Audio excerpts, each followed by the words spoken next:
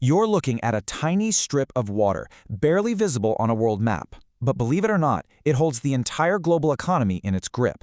Today, we're explaining the immense power of the Strait of Hormuz.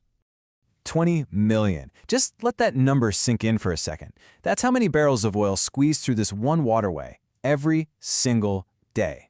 That's nearly a fifth of all the oil the entire world consumes. And this is it, the Strait of Hormuz. It's what separates Iran from the Arabian Peninsula, and it's the main gateway connecting the oil-rich Persian Gulf to the rest of the world. And it's no exaggeration to say this is the most critical choke point for the world's energy supply. Which of course leads to a terrifyingly simple question.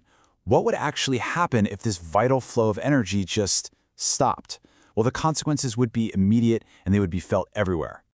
Okay, so let's really get into this. To understand what's truly at stake, you first have to grasp the geography. It's the sheer physical constraints of this strait that make it so incredibly vulnerable. So get this, at its narrowest point, the strait is only 21 miles wide. That's actually less than the length of a marathon. All of that traffic has to squeeze through shipping lanes that pass through the territorial waters of Iran on one side and Oman on the other. There is practically zero room for error.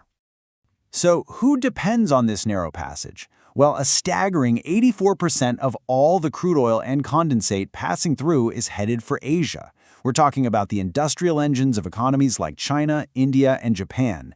They are directly fueled by the tankers that sail these waters. And on the supply side, the world's largest oil producers rely almost exclusively on this single point of exit. For countries like Iraq, Kuwait, and Qatar, there is practically no other way to get their energy to the global market. This is it.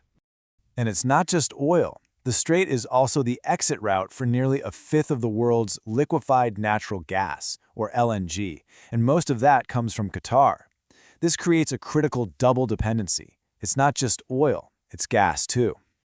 Now, this incredible concentration of resources in such a tiny, confined space has a pretty inevitable result. For decades, the strait has been a flashpoint for international conflict. And the history here is turbulent, to say the least. During the 1980s Iran-Iraq War, the so-called tanker war saw commercial ships become military targets. In 1988, that escalated into a direct naval battle between the US and Iran, and tragically, the downing of a civilian airliner, Iran Air 655. And even more recently, in 2019, a series of mysterious tanker attacks brought the region right back to the brink. This all raises a critical question. How can a regional power like Iran even hope to challenge the world's most advanced navies in these contested waters? Well, the answer lies in a strategy that completely rewrites the rules of naval warfare. They use a strategy called asymmetric warfare. Instead of trying to match a superpower ship for ship, which is pretty much impossible, the goal is to use unconventional methods to exploit an enemy's weaknesses. See, it's not about winning a big, head-on battle. It's about making the cost of operating in the region unbearably high for an adversary. And this chart reveals Iran's deliberate pivot. Before the 1979 revolution, its navy was conventional, using U.S. warships.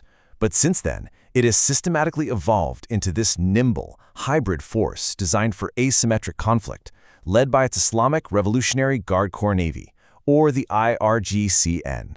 And this is their toolkit.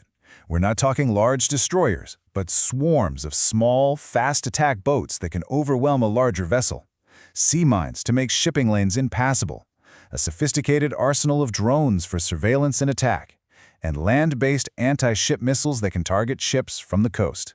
It's all about creating chaos and unacceptable risk. So what would a real crisis look like? To understand the stakes, analysts model these hypothetical scenarios based on current tensions and military capabilities.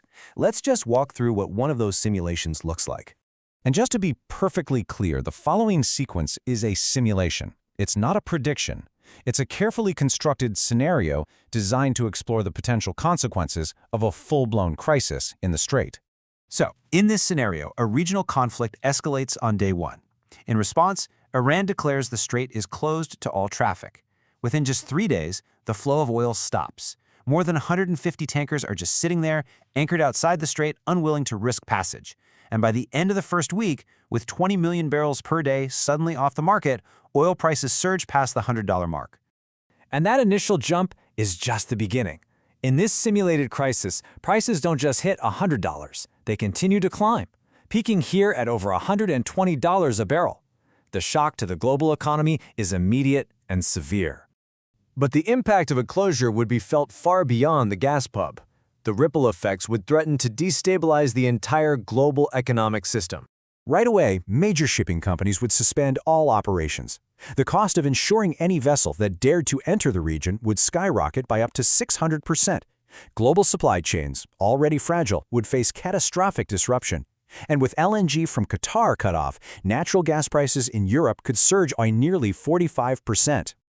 And this quote from an analysis just gets to the heart of the matter. Iran wouldn't even need to physically sink a single ship. The mere threat, the unacceptable risk, would create a de facto blockade. The strait would be open in theory, but completely closed in reality. And here's the knockout blow. Normally, in an oil crisis, other countries can ramp up production from their spare capacity. But most of that spare capacity, particularly in Saudi Arabia, is located inside the Persian Gulf.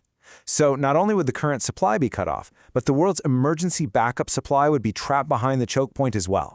Ultimately, the fate of the global economy, the price of fuel, the cost of goods, the stability of markets, is tied directly to this 21-mile wide strip of water. And that poses a sobering final question. In a world this connected, is any crisis ever truly local?